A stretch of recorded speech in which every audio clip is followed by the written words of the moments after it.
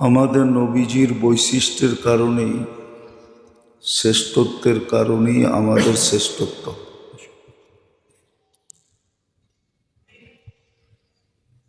ওনার যদি শ্রেষ্ঠত্ব না হইতো তাহলে আমাদেরও শ্রেষ্ঠত্ব হইতো না। আর এটাই চিরাচরিত নিয়ম।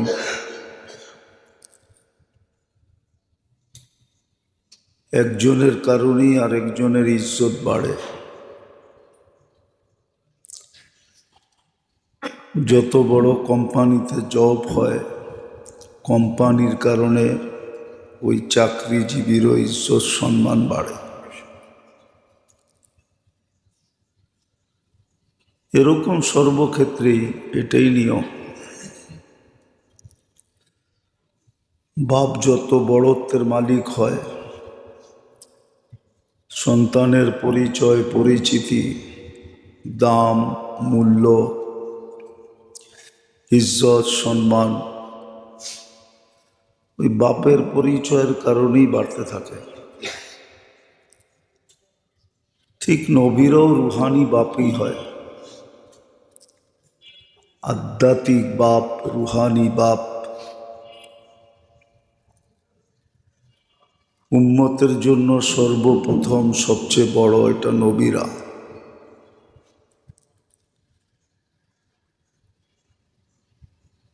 তো মুহাম্মদুর রাসূলুল্লাহ সাল্লাল্লাহু আলাইহি ওয়াসাল্লামের ভালো মতে বুঝতে হবে, নাইলে বুঝে আসবে না। খুব মনোযোগ দিয়ে শুনতে হবে যে আল্লাহ রসুলের ইজ্জত সম্মানের কারণে আমরাও সম্মানিত। নাইলে আমাদেরকে খায়রে উম্মত বলা হতো না। কুনতুম খায়রা উম্মাহ, সর্বশ্রেষ্ঠ উম্মত বলার কারণ এটাই, শুধু মুহাম্মদুর রাসূলুল্লাহ সাল্লাল্লাহু আলাইহি ওয়াসাল্লামের কারণেই আমরা শ্রেষ্ঠ উম্মত। নাহলে আমাদেরকে নির্বাচিত বলা হতো না। কোনো উম্মতকে নির্বাচিত বলা হয় নাই। কোরআন আমাদেরকে নির্বাচিত বলছে, হুয়াজতাবাকুম। আমাদেরকে নাইলে সর্ব উম্মতের উপরে সাক্ষী হিসাবে, রাস সাক্ষী হিসাবে ঘোষণা দেওয়া হতো না। শুহাদা আলান নাস। এরকম আরো শত শত সম্মান, ইজ্জত শুধু মুহাম্মদুর রাসূলুল্লাহ সাল্লাল্লাহু আলাইহি ওয়াসাল্লামের কারণে।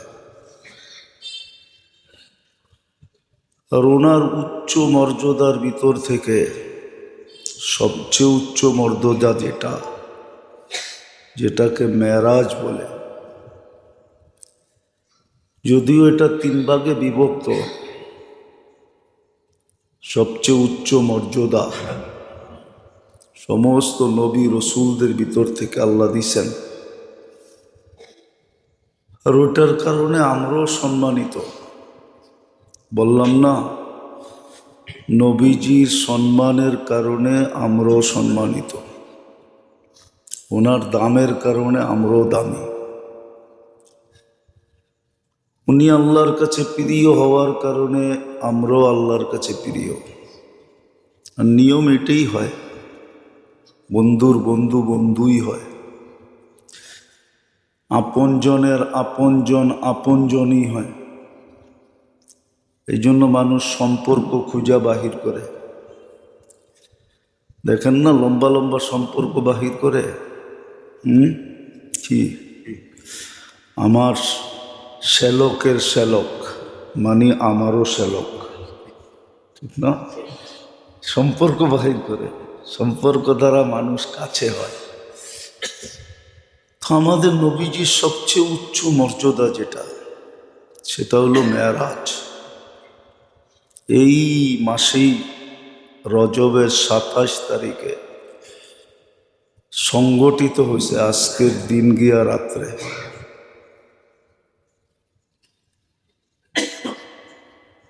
আজকের দিন গিয়া রাত্রে মেরাজ, এটা 3 পার্টে বিভক্ত। এটার ভিতরে অনেক কিছু শিক্ষণীয় আছে। আল্লাহ এই উম্মতকে শিখানোর জন্যই, অনেকগুলা প্রশ্নের জবাব দেওয়ার জন্যই। এই জন্যই বিজ্ঞান এটা নিয়ে বড় পেরেশান।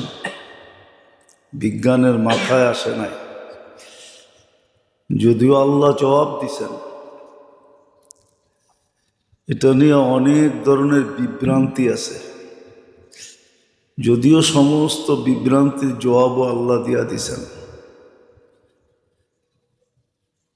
তো এটা আমাদের মর্যাদার বিরাট বড় একটা উৎস, যে আমরা কতটুক মর্যাদাশালী আল্লাহর কাছে আমাদের নবীজির কারণে। এটার ভিতরে আমাদের অনেক শিক্ষণীয় জিনিস আছে।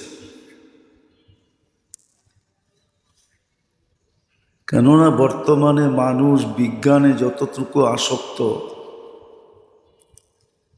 আর বিজ্ঞানকে যতটুকু মানে আর ফলো করে, বিজ্ঞানের পিছে দৌড়ায়, এই বিজ্ঞানের একটা জবাবও এই মেরাজের ভিতরে আছে। যে এত বেশি বিজ্ঞান বিজ্ঞান বিজ্ঞান বিজ্ঞান বিজ্ঞানসম্মত, বিজ্ঞানকে ফলো করা, বিজ্ঞানের পিছে দৌড়ানো, তা আল্লাহ জবাব দিয়া দিছেন বিজ্ঞানকে। বিজ্ঞানকে আল্লাহ জবাব দিয়া দিছেন যে তোমাদের জবাব, তোমাদের কতটুকু, তোমাদের সীমানা কতটুকু, আর আমাদের নবীজির সীমানা কতটুকু। বিজ্ঞানের সীমানা বেশি দূর না। যদিও আমরা বিজ্ঞানকে খুব প্রাধান্য দিই, যেটাকে দেওয়ার দরকার ছিল ওটাকে দিই নাই, যেটাকে দেওয়ার দরকারই ছিল না ওটাকে বেশি দিতেছি। এটাও একটা জুলুমের অংশ। জুতা দামি দেখা যে মাথায় লইতেই গো, জুতা যতই দামি হোক ওটা থাকবে কই যদি মাথায় নেয়। হোক না সোনা দিয়া বানানো, কি জানেন সোনার জুতা আছে? কাকে দিছিল জানেন? মেসিরে দিছিল গোল্ডেন বুট। আপনারা না জানলেও আমি জানি, গোল্ডেন বুট দিছিলেন মেসিকে। তো ওটা তো পায়েই দিছিল, ঠিক না? না মাথায় দিছিল? আল্লাহ এটাও জবাব দিছে। তো আজকে মেরাজই বুঝাইতে চাইতেছি, আল্লাহ করুক, বুঝে আসুক। এটার থেকে কিছু শিক্ষা আমরা নেই। না, আল্লাহ জানতেন একদিন বিজ্ঞানের যুগ আসবে, মানুষ বিজ্ঞানকে খোদা মানতে শুরু করবে। নাউজুবিল্লাহ পড়লে কি হবে? আমরা বিজ্ঞানকেই গুরুত্ব দেই বেশি, নবীর সুন্নতকে গুরুত্ব দেই না। অথচ কিয়ামতের দিন বিজ্ঞান আমাদের জন্য কাঁদবে না, মুহাম্মদুর রাসূলুল্লাহই কাঁদবে। বিজ্ঞান আমাদেরকে সুপারিশ করবে না, মুহাম্মদুর রাসূলুল্লাহই সুপারিশ করবে। বিজ্ঞানের পরিচয় চলবে না, মুহাম্মদুর রাসূলুল্লাহরই পরিচয় চলবে।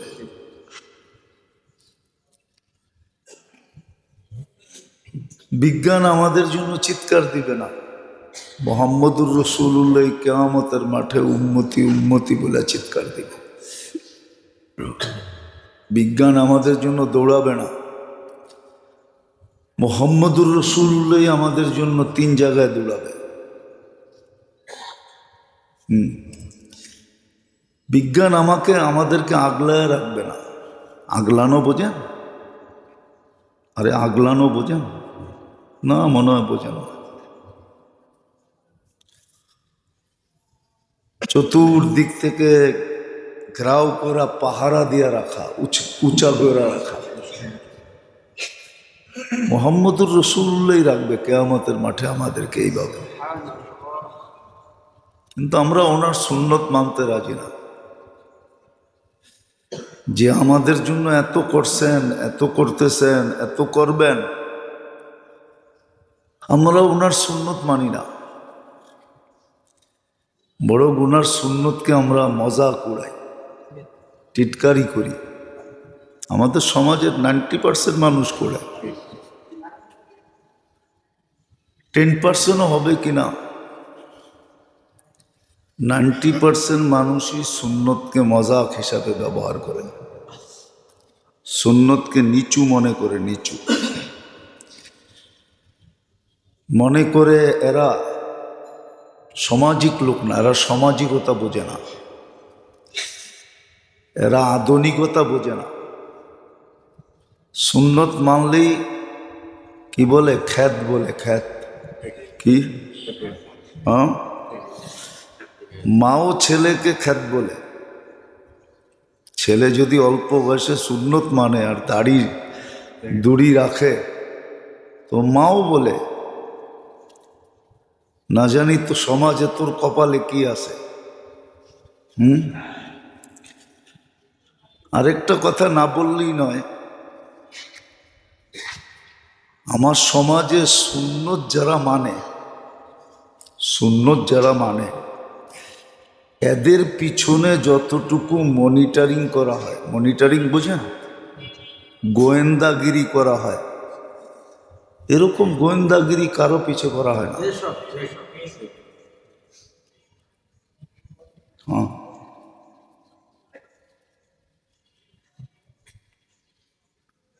করা হয় না। একটা উদাহরণ বোঝানোর জন্য বলতেছি, কোনো বিরোধিতার জন্য না।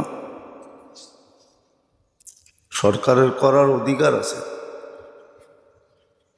কিন্তু আজ পর্যন্ত যতদিন আমি এই মসজিদে আসছি, যত বৎসর ধরে, এত বৎসরে যতবার এই এসবি বলেন, সিআইডি বলেন, এনএসআই বলেন, ডিজিএফআই বলেন, থানা বলেন, পুলিশ বলেন, যত খোঁজখবর মসজিদ মাদ্রাসার আজ পর্যন্ত যতবার নিছে, আমার মনে হয় না কোনো স্কুল কলেজে এতবার নিছে।